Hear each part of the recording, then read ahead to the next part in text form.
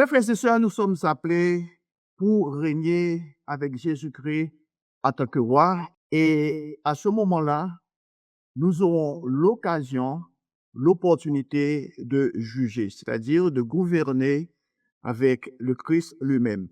Et nous pouvons lire ça dans 1 Corinthiens au chapitre 6, les versets 2 et 3. Nous portons à 1 Corinthiens chapitre 6, verset 2.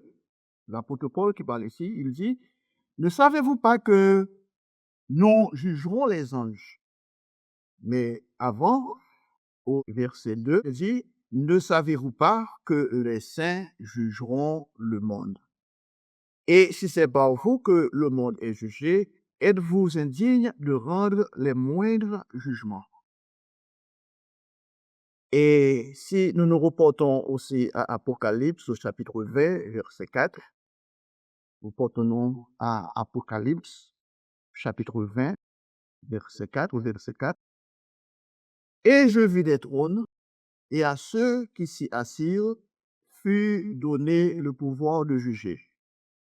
Et je vis les âmes de ceux qui avaient été décapités à cause du témoignage de Jésus et à cause de la parole de Dieu, et de ceux qui n'avaient pas adoré la bête ni son image, et qui n'avaient pas reçu la marque sur le front ni sur leurs mains. Ils revinrent à la vie et ils régnèrent avec Christ pendant 1000 ans. Chers frères et sœurs, à ce moment-là, nous aurons développé le caractère nécessaire pour juger en justice, en enseignant le mode de vie de Dieu. Chaque décision fondée sur les lois parfaites de Dieu aura un résultat positif pour toute l'humanité. Mais d'ici là, il est important que nous comprenions que les jugements que nous portons peuvent avoir un effet dévastateur sur les autres et surtout les frères de l'Église. Porter des jugements erronés peut causer du tort aux autres et même à nous-mêmes. Reportons-nous à Matthieu au chapitre 7. Le Christ qui nous parle ici, dans Matthieu chapitre 7, les versets 1 à 5. C'est un passage qui pose les bases du développement de la maturité spirituelle et de la sagesse. Donc, Matthieu, chapitre 7, contient un avertissement qui est le titre de ce message de ce matin. Soyez prévenus, ne jugez pas. Dans Matthieu, chapitre 7, au verset 1, le Christ nous a dit ici, ne jugez pas, afin de ne pas être jugés. Et il est clair, il est précis. Il nous a demandé de ne pas juger. Pourquoi? Au verset 2, il a répondu, car on vous jugera du jugement dont vous jugez. Et l'on vous mesurera avec la mesure dont vous mesurez. Au verset 3, pourquoi vois-tu la paille qui est dans l'œil de ton frère et ne remarques-tu pas la poutre qui est dans ton œil? Et verset 4. Ou comment peux-tu dire à ton frère, laisse-moi ôter la paille de ton œil, alors qu'il y a une poutre dans le tien? Chers frères et sœurs, vous et moi, nous avons en nous notre nature charnelle, notre nature humaine. C'est facile pour nous de regarder les autres, de voir leurs faiblesses, de voir leurs fautes, de voir leurs imperfections, alors que pour nous, c'est difficile de voir des fautes, de voir des imperfections, de voir des faiblesses. Nous pensons toujours que nous sommes justes. Et quand nous montrons notre justice, quand nous étalons notre justice, quand nous essayons de nous comparer avec les autres en pensant que nous sommes meilleurs, au verset 5, le Christ nous dit ici, hypocrite. Nous devenons des hypocrites lorsque nous essayons de mesurer les autres, nous essayons de les corriger, nous essayons de voir leurs fautes, alors que nous ne cherchons pas à chercher les fautes chez nous-mêmes. Et la Bible est claire, et l'apôtre Paul nous a commandé, avant de prendre la Pâque, de nous examiner. Pas examiner nos frères dans l'Église, pas examiner les membres de notre famille, pas examiner nos voisins, mais nous devons nous examiner nous-mêmes. Le Christ a dit, ôte d'abord la poutre de ton œil. Chers frères et sœurs, qui parmi d'entre nous peut se déclarer parfait? Il n'y a qu'un seul qui est parfait, un seul à ce moment qui est la promesse, c'est Jésus-Christ. Jésus-Christ qui a été mort et qui a été ressuscité. Maintenant, il est assis à la droite de son Père. C'est lui le seul. Et nous devons nous efforcer pour porter son image, pour développer notre caractère, pour que nous puissions être semblables à lui. L'apôtre Paul nous a dit dans 1 Corinthiens au chapitre 11, verset 1, « Imitez-moi comme j'imite Jésus-Christ. » En d'autres passages, il a dit, « Suivez-moi comme moi je suis Christ. » C'est-à-dire, il y a un sentier, nous devons suivre. Il y a un chemin. Le Christ a dit, « Je suis le chemin, la vérité et la vie. Nul ne vient au Père que par moi. » Chers frères et sœurs, nous devons suivre ce sentier, le chemin de Jésus lui-même a tracé devant nous. Après avoir lu Matthieu 7, versets 1 à 5, quelqu'un peut-il se permettre de regarder les gens d'une manière dont nous ne voudrions pas que Dieu nous regarde? Même l'apôtre Paul a dit qu'il ne savait même pas comment se juger lui-même. On peut lire ça dans 1 Corinthiens au chapitre 4. Nous portons à 1 Corinthiens au chapitre 4. Nous avons lu les versets 3 à 5.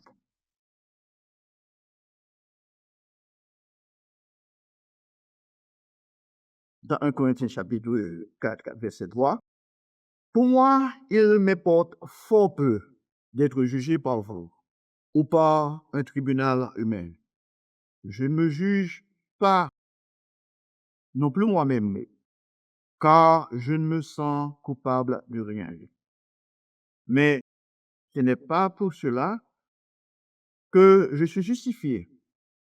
Celui qui me juge, c'est le Seigneur. Et au verset 5, c'est pourquoi ne jugez de rien avant le temps, jusqu'à ce que vienne le Seigneur qui mettra en lumière ce qui est caché dans les ténèbres et qui manifestera les desseins des cœurs.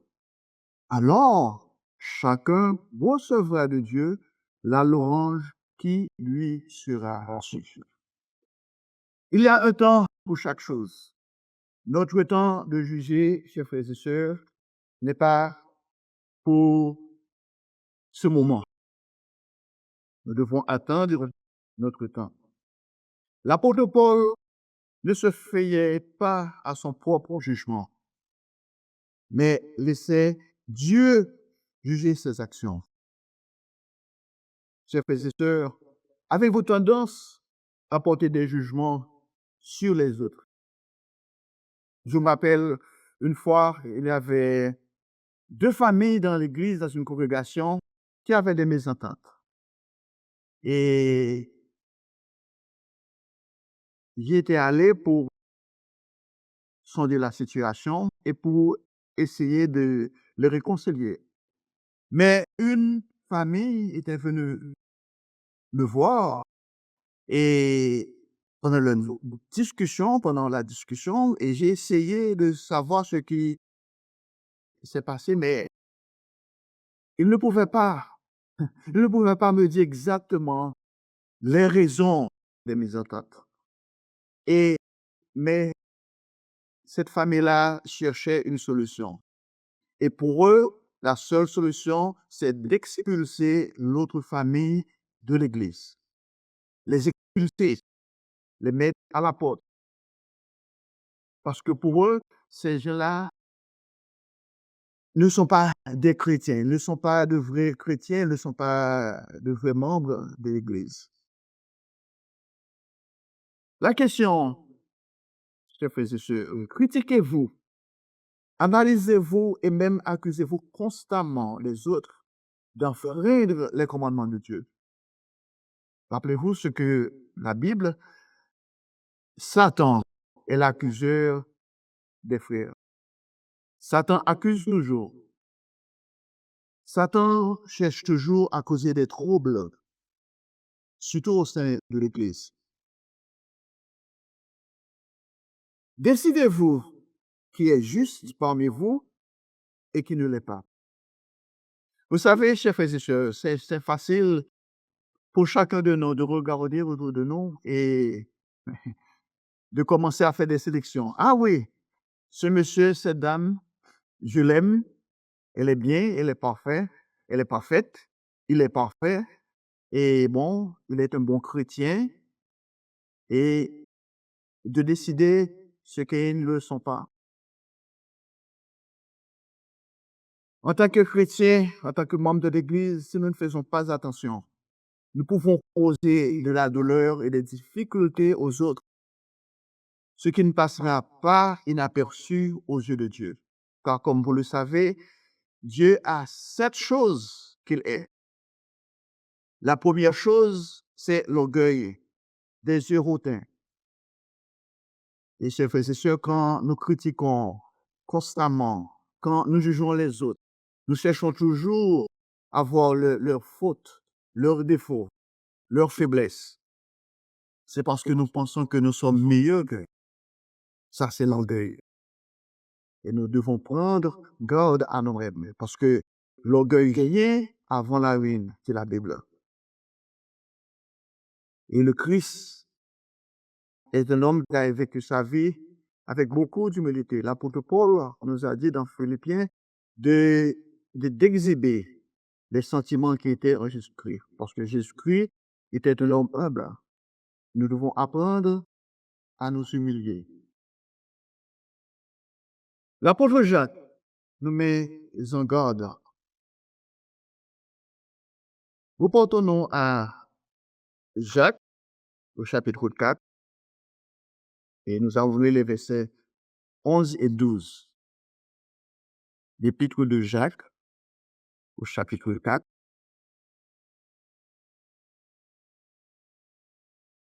Verset 11. Ne parlez point de mal les uns des autres, frères.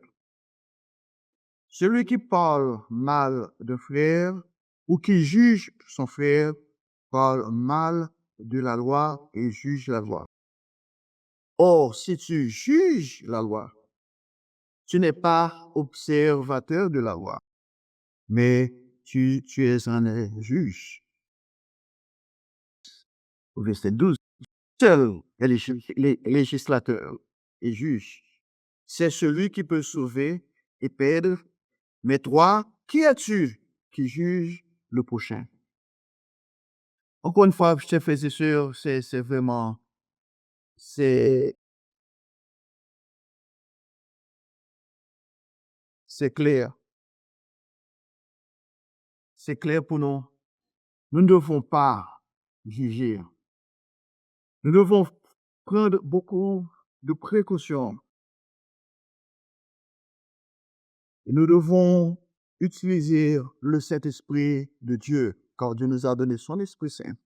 Et comme vous le savez fort bien dans Galates au chapitre 5, Dieu nous donne les fruits de son Esprit, qui est l'amour, Si vous avez l'amour dans votre cœur, l'amour pour votre frère, l'amour pour votre prochain, vous n'allez pas l'accuser, vous n'allez pas le juger, vous n'allez pas dire des choses méchantes à son égard. Parce que vous n'aimeriez pas quelqu'un dire des choses méchantes à votre sujet. Vous n'aimeriez pas que quelqu'un vous maltraite en ternissant votre réputation. Vous n'allez pas utiliser la médisance. Et Dieu est le seul législateur, comme l'apôtre Jacques nous a dit. Et nous devons aller vers Dieu si nous savons qu'il y a quelque chose qui ne cloche pas, si nous savons qu'il y a des mésententes entre nous et quelqu'un, nous devons prier Dieu. Nous devons demander à Dieu d'aider cette personne à reconnaître ses fautes, à reconnaître son tort, à reconnaître ses faiblesses et à se repentir. Comme nous le lisons dans les Écritures, aucun d'entre nous n'a reçu la responsabilité de juger nos semblables. Cependant, il y avait un groupe de personnes à l'époque du Christ qui jugeaient, analysaient, persécutaient et critiquaient constamment ce que le Christ faisait. Mais le fait demeure, Dieu lui-même a fait ce commentaire à propos de son Fils. Veuillez vous reporter au chapitre 3, verset 17 de Matthieu. Matthieu chapitre 3, verset 17. Dieu qui parle de son Fils, il dit ici,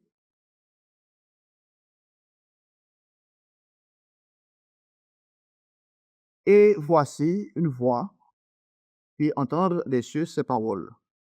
Celui-ci est mon Fils bien-aimé, en qui j'ai mis toute mon affection. » Vous savez, chers frères et sœurs,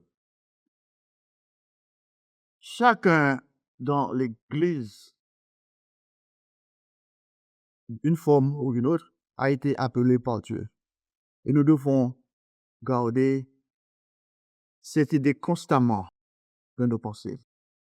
Quand nous sommes venus en contact avec quelqu'un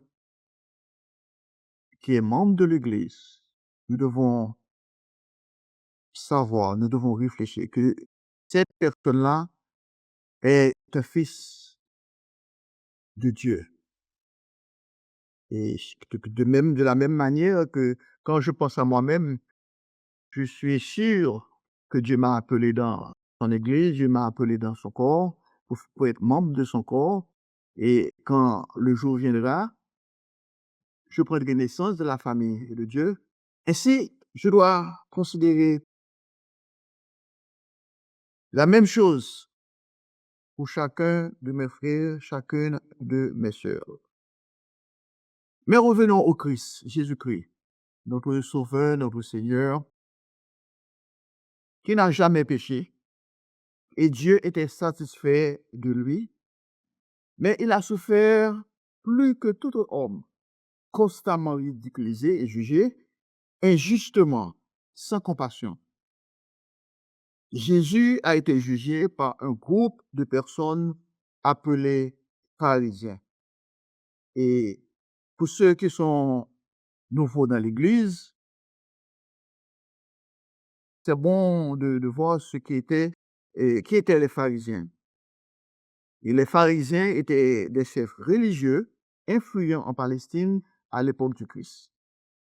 Ils sont devenus importants vers 200 avant Jésus-Christ et ont continué à exister tout au long du 1er siècle. Ils étaient très pieux et respectaient la loi. Selon Joseph, qui était un historien juif, les pharisiens étaient le groupe le plus influent auprès du peuple. Ils étaient réputés pour leurs interprétations précises de la loi juive et avaient leur propre tradition et mode de vie. Ils avaient un niveau de vie simple et cultivaient des relations harmonieuses avec les autres.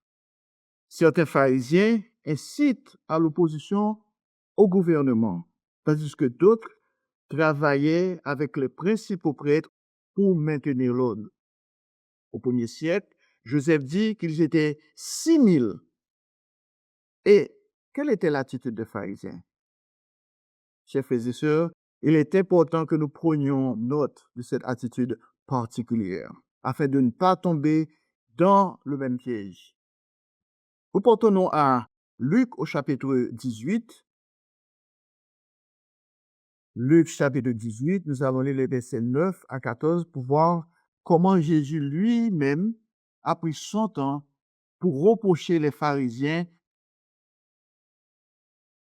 de leur, comme on dit, et fausse justice. Dans Luc chapitre 18, je commence au verset 9, le Christ qui parle ici, il dit encore cette parabole en vue de certaines personnes se persuadant qu'ils étaient justes et ne faisant aucun cas des autres. Et chers frères et sœurs, on peut voir ça dans notre société. Il y a des hommes qui pensent, qui se vantent d'être justes. Ils critiquent toujours, ils maltraitent les autres, et ils pensent qu'ils sont au-dessus des autres. Et tout le monde, pour eux, c'est du détritus. Ils n'ont regard à quiconque. Mais ici, on voit ça. Il dit, il y avait dans une ville 2 hommes, au verset 10, 2 hommes montèrent au temple pour prier, l'un était pharisien et l'autre publicain. Le pharisien, debout, priait ainsi en lui-même. Ô Dieu, je te rends grâce de ce que je ne suis pas comme le reste des hommes, qui sont ravisseurs, injustes, adultères, ou même comme ce publicain. Chers frères et sœurs, quand vous priez, cherchez-vous à vous comparer avec les autres et en pensant que vous êtes supérieur que les autres, vous remerciez Dieu. Dieu, merci parce que je suis placé dans une meilleure position que les autres. Je suis supérieur. J'ai beaucoup plus d'intelligence. J'ai de la connaissance. Alors, c'est intéressant ici que le publicain s'exprimait et il commence à juger les autres. Et pour lui, tous les autres hommes étaient des ravisseurs, des injustes, des adultères, et ou même comme ce publicain. Non, regardez lui, là-bas. Il n'est rien. Et moi, regardez-moi. J'ai tout. Non, je suis meilleur. Je suis juste. Au verset 12, je jeûne 2 fois par semaine. Je donne la dîme de tous mes revenus. Voilà. Non, chers frères et sœurs, avez-vous cette attitude? Parce que Dieu vous a appelé dans son Église, vous avez son Esprit Saint, vous pensez que vous êtes supérieur, vous êtes juste à vos yeux. Alors que Dieu ne vous a pas appelé pour vous justifier devant lui. Nous sommes appelés pour travailler sur notre caractère, pour développer notre caractère. Et sans l'humilité, la vraie humilité, nous n'arrivons pas à ce but. Et nous devons bien comprendre cela, chers frères et sœurs. Ce Parisien se justifiait parce qu'il payait sa dîme, il jeûnait 2 fois par semaine. Au verset 13, regardez le publicain, son attitude. Le publicain se tenait à distance, n'osait même pas lever les yeux au ciel. mais il se frappait la poitrine en disant, Ô Dieu, sois apaisé envers moi, qui suis un pécheur. Et au verset 14, le Christ a dit, je vous le dis, celui-ci descendit dans sa maison justifié, plutôt que l'autre. Car quiconque s'élève sera abaissé, et celui qui s'abaisse sera élevé. Là encore, chers frères et sœurs, une question d'attitude. L'attitude.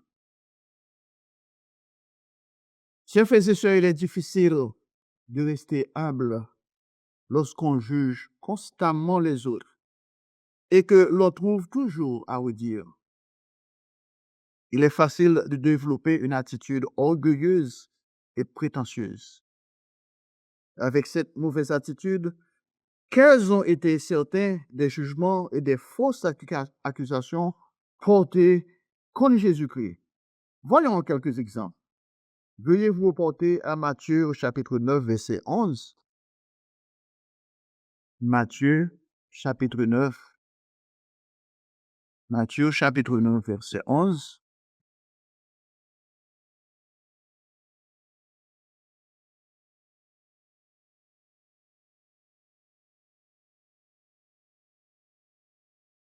Les pharisiens virent cela et ils dirent à ses disciples, pourquoi votre maître mange-t-il avec les publicains et les gens de mauvaise vie?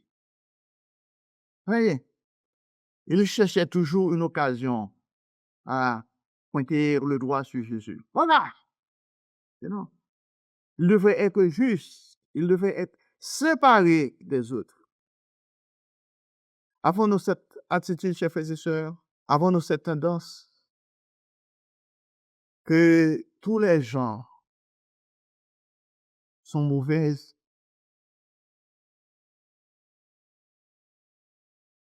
Et continuons au verset 34, du même chapitre, Matthieu chapitre 9, verset 34.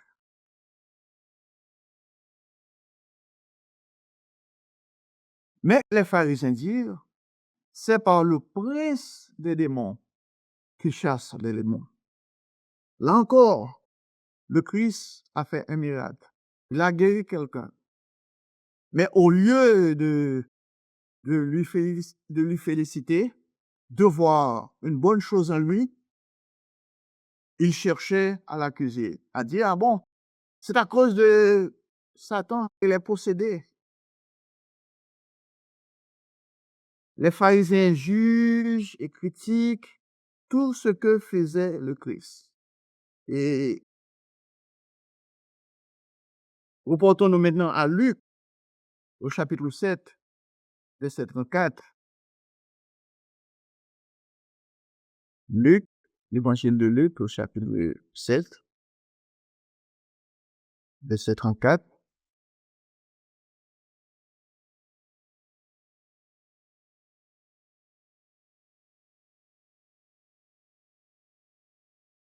Le Fils de l'homme est venu mangeant et buvant, et vous dites, c'est un mangeur et un buveur, un ami des publicains et des gens de mauvaise vie.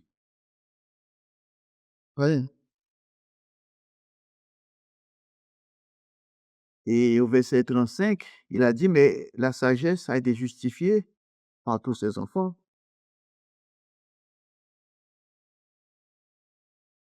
Chers frères et sœurs, juger les autres n'est pas sage. En fait, vous pourriez vous aventurer sur un terrain dangereux. Jésus-Christ a mis en garde contre le comportement. Et cela s'applique également à nous qui vivons aujourd'hui. Nous devons prendre garde à tout cela.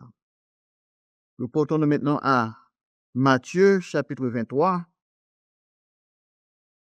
Matthieu chapitre 23, lisons les versets 13 et 14, ce que le Christ nous dit ici. Malheur à vous, scribes et pharisiens, hypocrites, parce que vous fermez aux hommes le royaume des cieux.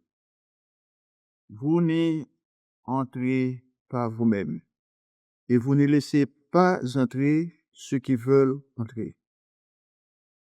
Verset 14. Malheur à vous, scribes et pharisiens, hypocrites, parce que vous dévorez les maisons des veuves et que vous faites pour l'apparence de longues prières. À cause de cela, vous serez jugés plus sévèrement.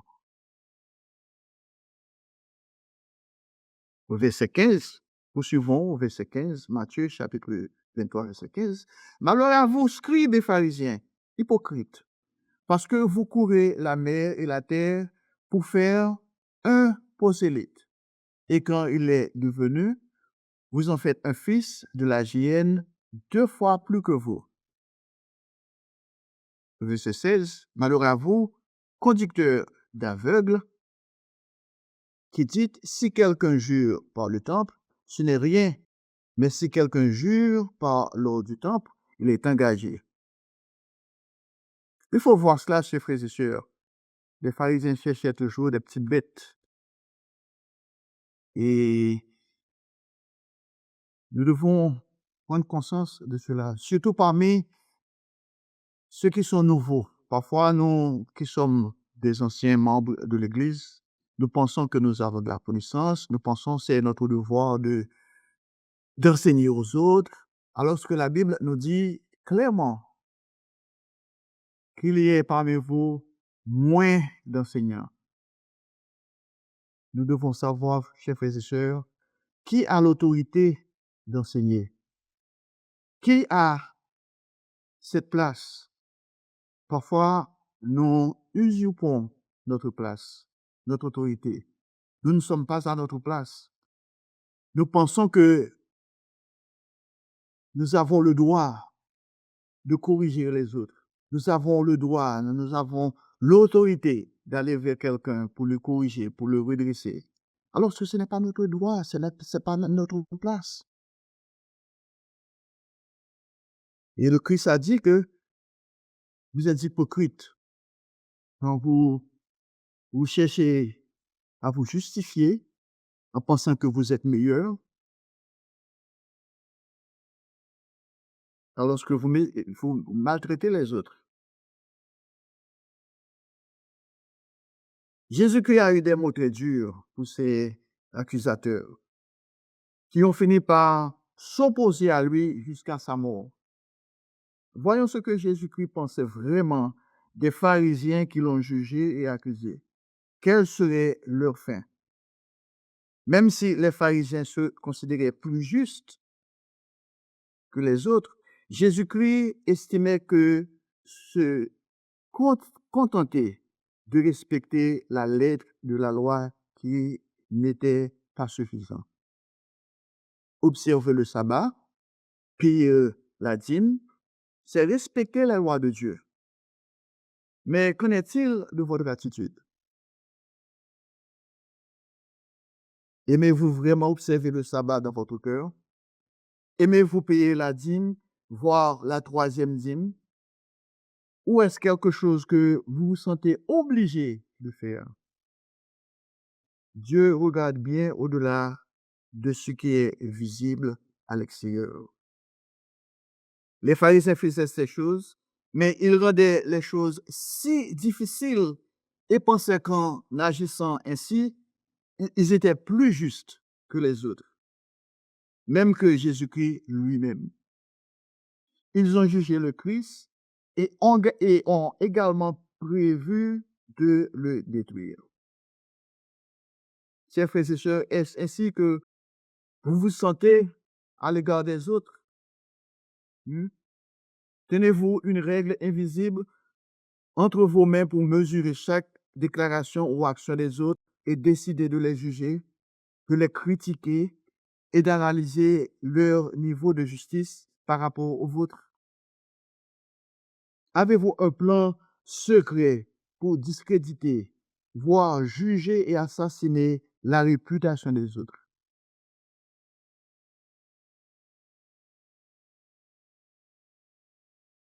Nous portons à Matthieu chapitre 23, verset 1. Matthieu chapitre 23, verset 1.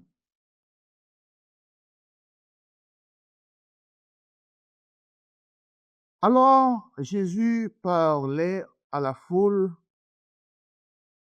et à ses disciples, il dit, les scribes et les pharisiens sont assis dans la chair de Moïse. Faites donc et observez tout ce qu'ils vous disent, mais n'agissez pas selon leurs œuvres, car ils disent et ne le font pas.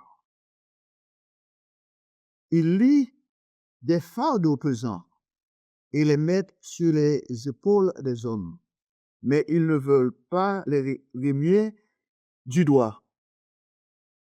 Ils font toutes leurs actions pour être vus des hommes. Ainsi, ils portent de larges filatères et ils ont de longues franges à leurs vêtements. Ils aiment la première place dans les festins et les premiers sièges dans les synagogues. Ils aiment à être salués dans les places publiques et à être appelés par les hommes Rabbi, Rabbi. Mais vous, ne vous faites pas appeler Rabbi, car un seul est votre maître et vous êtes tous frères. Chers frères et sœurs, une question d'attitude. Quand nous sommes entre frères et sœurs, il n'y a pas de barrière. Il n'y a pas quelqu'un, bon, ok, je suis supérieur. Vous vous rappelez l'histoire des disciples du Christ qui se discutaient entre eux. Qui était le plus grand? Ils voulaient savoir, ok, qui est le plus grand parmi nous? Alors que le Christ savait leur pensée, le Christ a pris un petit enfant et il a placé ce petit enfant sur son genou. Et, chers frères et sœurs, vous savez bien l'attitude d'un petit enfant. Un petit enfant n'a pas de préjugés en lui. La plupart des petits-enfants, à moins que quelqu'un instruise ce petit enfant-là, et lui disant des choses qui ne sont pas conformes à la vérité. Mais ce petit enfant-là, et quand vous voyez les enfants sur la cour qui jouent, ils jouent avec tout le monde, ils jouent entre eux, ils s'amusent entre eux, il n'y a pas de barrière, il n'y a pas de préjugés. Mais le Christ a dit, si vous ne devenez pas comme un petit enfant, ça dit, si nous n'avons pas cette attitude, l'attitude d'un petit enfant, un cœur innocent, nous débarrasser de tous idées préconçues, de tout préjugé. Chers frères et sœurs, le Christ a ajouté que nous n'entrerons pas dans le royaume de Dieu. Et nous devons être humbles. Nous devons avoir l'humilité d'un petit enfant, le cœur d'un petit enfant. Nous devons avoir les yeux fixés sur notre Père céleste, lui prier, aller vers lui, de marcher avec lui. Nous avons tous un seul Père. Le Christ, dans la prière modèle, au début, nous a instruits à nous adresser à Dieu, notre Père qui est aux cieux. Quand nous disons notre Père qui est aux cieux, pas mon Père qui est aux cieux, ça c'est seulement mon Père, non. Il est le Père de tout un chacun. Il a donné son Esprit Saint à tous ceux qui se repentent.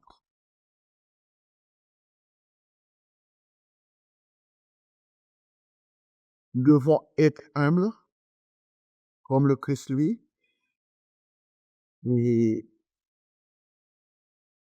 nous devons aller vers Dieu. Vous pouvez voir l'attitude des pharisiens et vous voyez aussi les mauvaises intentions et les mauvais sentiments qu'ils avaient envers Jésus-Christ. Reportons-nous à Matthieu chapitre 12. Matthieu chapitre 12, nous allons lire les versets Commençons au verset 2. Matthieu chapitre 12, verset 2.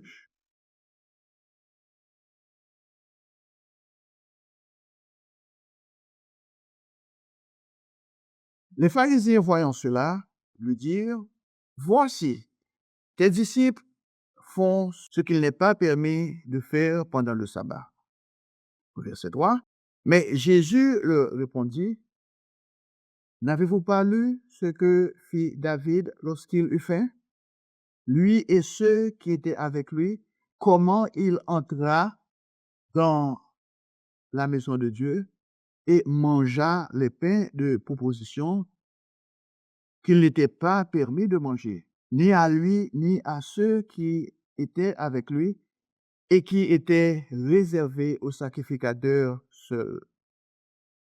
Ou n'avez-vous pas lu dans la loi que les jours de sabbat, les sacrificateurs violent le sabbat dans le temple sans se rendre coupables? Or, je vous le dis, il y a ici quelque chose de plus grand que le temple. Si vous savez ce que signifie je prends plaisir à la miséricorde et non au sacrifice, vous n'auriez pas condamné des innocents, car le Fils de l'homme est maître du sabbat. Frères et sœurs, là encore, parfois il y a des gens dans l'église qui critiquent les autres, qui disent, ah bon, le jour du sabbat, vous ne devez pas même allumer le four et vous ne devez pas aller au restaurant. Et je connais une situation, une personne estime que le four ou la cuisinière ne doivent pas se rallumer pendant le sabbat pour chauffer les aliments. Et pour elle, cela reste considéré comme une violation du sabbat. Et n'est-ce pas un peu extrême? Peut-on accomplir de bonnes œuvres pendant le sabbat? Bien avant, chers frères et sœurs, nous devons savoir le but du sabbat. Dieu nous a demandé de nous reposer. Dieu nous a demandé de sanctifier le sabbat. Et nous devons prendre du temps pour passer avec Dieu, pour nous rapprocher de Dieu, pour étudier sa parole, pour nous communiquer avec lui et en même temps pour nous fraterniser avec nos frères de l'Église.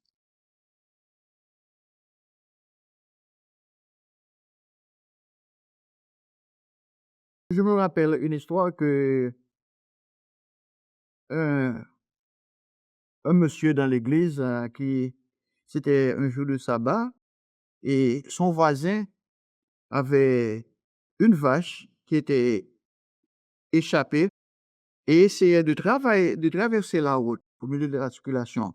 Alors que ce monsieur-là, le membre de l'Église, qui est un ministre, avec l'aide de son fils, a réussi à attraper la vache et à la ramener dans la cour de son voisin. Voyez? Et si vous avez quelqu'un qui est malade, quelqu'un qui est à l'hôpital, vous allez dire: «Ah non, OK, je ne vais pas assister cette personne parce qu'aujourd'hui c'est un jour de sabbat». C'est l'attitude des pharisiens et ce que la Bible ne nous interdit pas. Dieu ne nous a pas interdit de faire du bien pendant le sabbat. Mais les pharisiens étaient rigides en matière de règles et de règlements. Mais Jésus-Christ n'était pas impressionné par les accusations et les jugements qu'il portait sur les autres. Jésus-Christ n'était pas là. Il n'était pas avec eux. Il n'était pas content de ce qu'ils disaient. Et nous pouvons continuer à voir ça dans Matthieu chapitre 23 et nous allons continuer au verset 23. Matthieu 23, verset 23.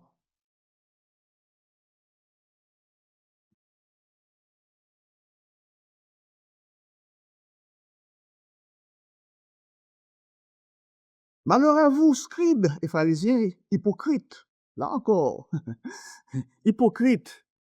Et tout pour l'apparence. Il faisait tout pour que les gens puissent dire, ah bon, voilà, éloge, éloge, bravo. Et vous êtes grand, vous êtes juste. Voilà. Mais le Christ a dit, hypocrite, parce que vous payez la dîme de la menthe, de la nette et du cumin, et que vous laissez ce qui est plus important de la loi. Hein? La substance des choses. Pour Dieu, Dieu cherche la substance. Et la justice, la miséricorde et la fidélité. Et le Christ a ajouté, c'est là ce qu'il fallait pratiquer.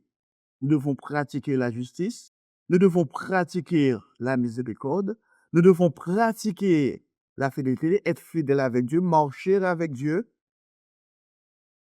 en toute sincérité, en toute honnêteté, sans négliger les autres choses. C'est-à-dire, on ne peut pas dire, ah bon, ok, puisque je suis en harmonie avec Dieu et je n'ai pas besoin de payer ma dîme ou mes dîmes. Je n'ai pas besoin d'observer le sabbat comme Dieu me l'a ordonné. Chers frères et sœurs, nous devons vraiment et, être honnêtes avec nous-mêmes. Et c'est cela que, malheureusement, que les religions de ce monde prêchent. Ils vous disent que, bon, tout ça, tout ce dont vous avez besoin, c'est de donner votre cœur à Jésus. Quand vous donnez votre cœur à Jésus, vous croyez, et puis bon. Mais chers frères et sœurs, le Christ a dit, je suis venu non pour faire ma volonté, mais pour faire la volonté de celui qui m'a envoyé. Les lois de Dieu, les commandements de Dieu sont des commandements d'amour. L'amour envers Dieu lui-même, les 4 premiers commandements, et les 6 derniers commandements, l'amour envers notre prochain. Et nous devons pratiquer toute la loi de Dieu. Nous devons garder tous les commandements de Dieu sans les négliger. Mais ça, c'est la lettre de la loi. Et maintenant, l'esprit, ça, c'est autre chose. L'esprit de la loi. L'esprit de la loi nous aide à avoir la compassion, la justice qui vient de Dieu lui-même, la miséricorde. Et ça, c'est ce que le Christ nous enseigne ici. Nous devons avoir cette attitude, l'attitude que nous donne l'Esprit de Dieu, son Saint-Esprit. Et il continue.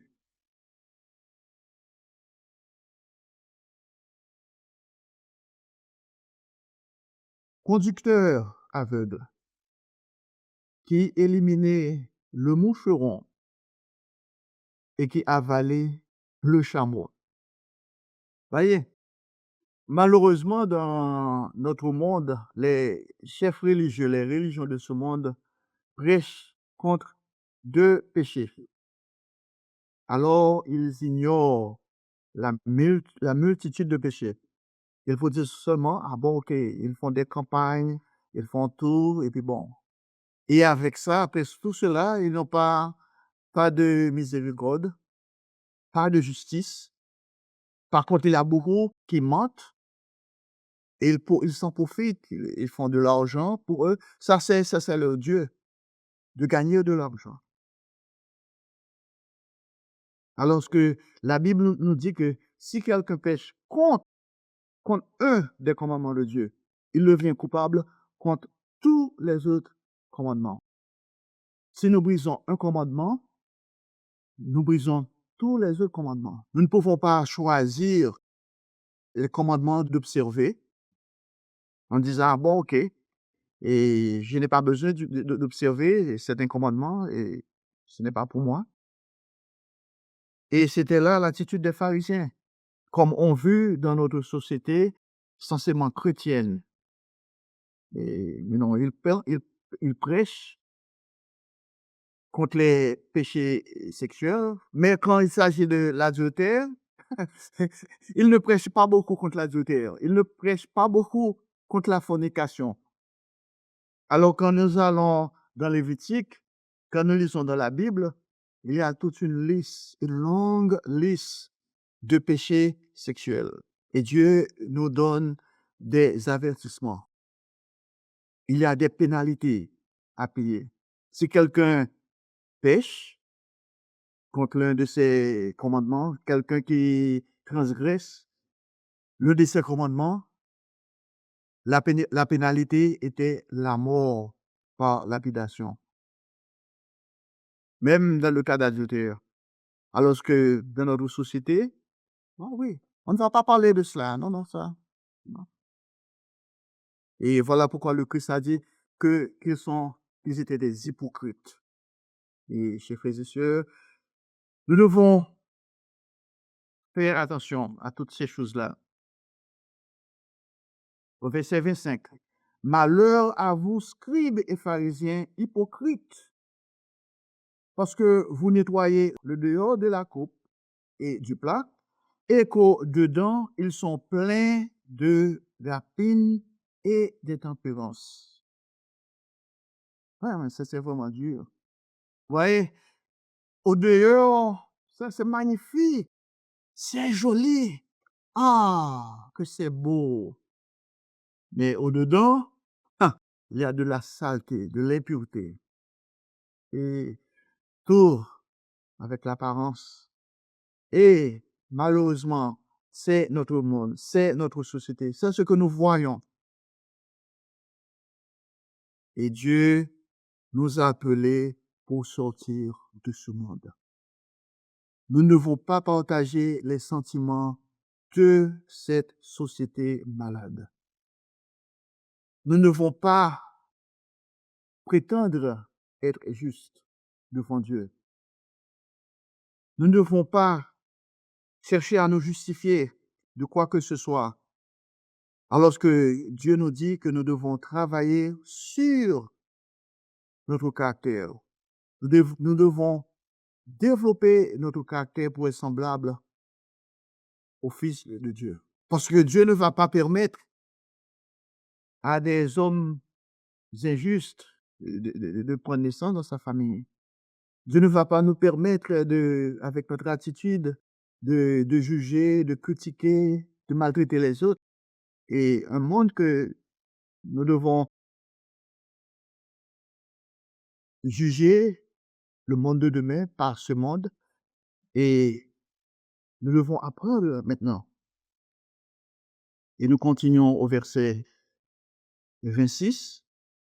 Pharisiens aveugles, nettoie premièrement l'intérieur de la coupe et du plat, afin que l'extérieur aussi devienne net.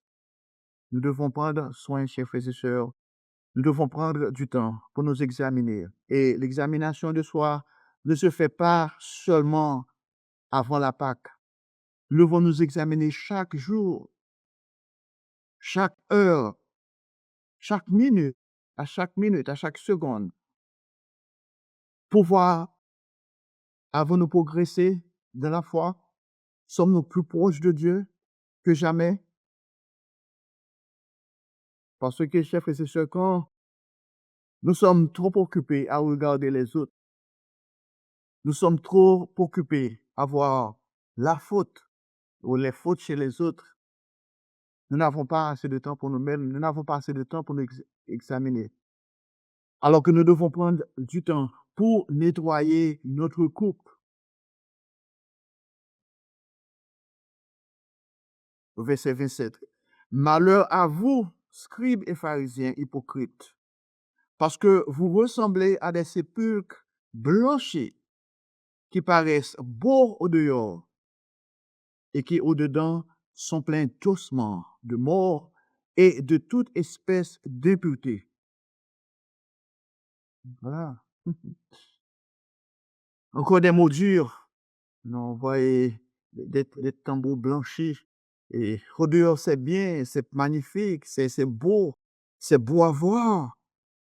Alors qu'au dedans, il n'y a que des ossements, des cadavres pourris.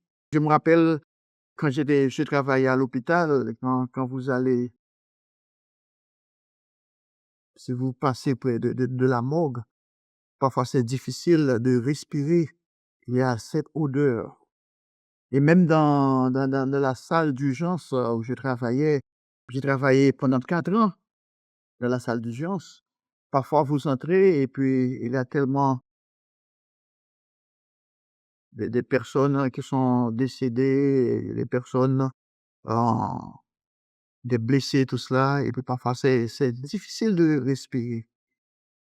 Et je me rappelle ces moments-là, ces jours-là. Et, mais au dehors, c'est bien. Tout est parfait, tout est magnifique. C'est joli. Mais oui, chers frères et sœurs, ça c'est l'état, c'est notre état, notre état. Quand nous avons cette attitude, nous pensons que nous sommes bons, nous faisons de tout notre mieux pour être attrayants au dehors. Et parfois, il y a des gens qui ont un bon sourire, un beau sourire. Ils vous sourient, ils sont très éloquents, ils savent quoi dire pour vous flatter. Alors, en deux temps, dans leur cœur, ils ne vous aiment pas. Ah, ça, c'est une autre chose. Mais nous devons éviter ces faits, chers frères et sœurs, parce que Dieu nous dit que il nous examine, il voit, il sonde les cœurs et les reins. Notre Dieu voit ce qui est au-dedans de nous. Voilà pourquoi nous devons lui laisser le soin de juger. Nous devons aller vers lui en toute honnêteté, lui demander de nous aider dans nos faiblesses, de nous aider à être humbles, de nous aider à nous voir ce que nous sommes pour que nous puissions repentir. Parce que c'est sérieux pour nous, nous qui sommes appelés, nous qui avons en nous l'Esprit Saint de Dieu. Parce que selon la Bible, selon l'apôtre Paul, il n'y aura plus de sacrifice pour le péché. Si nous sommes appelés maintenant, nous avons notre chance, nous avons aussi notre opportunité de développer notre caractère afin de paraître debout devant la face de Dieu. Ce chers frères et sœurs, et pour le reste du temps, examinons quelques domaines concernant le jugement, ses conséquences, son impact sur les autres. Chers frères et sœurs, quand nous jugeons les autres, nous nous faisons juges et cela nous aide à développer notre orgueil. Nous devenons orgueilleux et nous ne pouvons pas voir la poutre qui est dans notre œil. Quand nous sommes orgueilleux, chers frères et sœurs, parfois nous continuons à diviser, comme je vous ai dit tout à l'heure, l'histoire de ces familles-là qui avaient des mésententes entre elles. Et maintenant, il y avait des divisions dans l'Église. Et malheureusement, que Dieu n'aime pas les divisions. C'est l'une des 7 choses qu'il est. Chers frères et sœurs, nous devons regarder vers l'avenir. Nous devons garder nos yeux fixés sur le retour du Christ. Nous devons avoir dans notre esprit que Dieu nous a appelés pour qu'un jour nous puissions faire partie de son royaume. Nous puissions prendre naissance dans sa famille. À ce moment-là, chers frères et sœurs, vous et moi, nous aurons cette opportunité de juger les hommes, de les guider, non pas selon notre jugement à nous, parce que vous et moi, chers frères et sœurs, nous jugeons maintenant selon notre nature charnelle. Mais à ce moment-là, chers frères et sœurs, nous jugerons selon l'Esprit Saint de Dieu. Nous jugerons avec justice, avec amour, dans la foi, avec patience, persévérance, gentillesse. Chers frères et sœurs, ce sont ces vertus que vous et moi devons chercher à développer en nous, à faire fructifier l'esprit que Dieu lui-même nous a donné. C'est ainsi, chers frères et sœurs, que nous pouvons développer notre caractère. Et comme je vous dis tout à l'heure, que l'avenir nous réserve concernant notre responsabilité de juger toutes les nations. Et jusqu'à ce moment-là, chers frères et sœurs, nous devons faire attention à ne pas nous juger les uns les autres. La nature humaine a tendance à rivaliser et à se comparer. C'est ce qu'on voit dans dans tous les domaines de notre société. Il y a la compétition, la rivalité, la jalousie, l'envie. Dieu nous a demandé de sortir du monde, de ne pas pratiquer les œuvres de notre chair. Et chers frères et sœurs, nous devons apprendre à apprécier même les différences.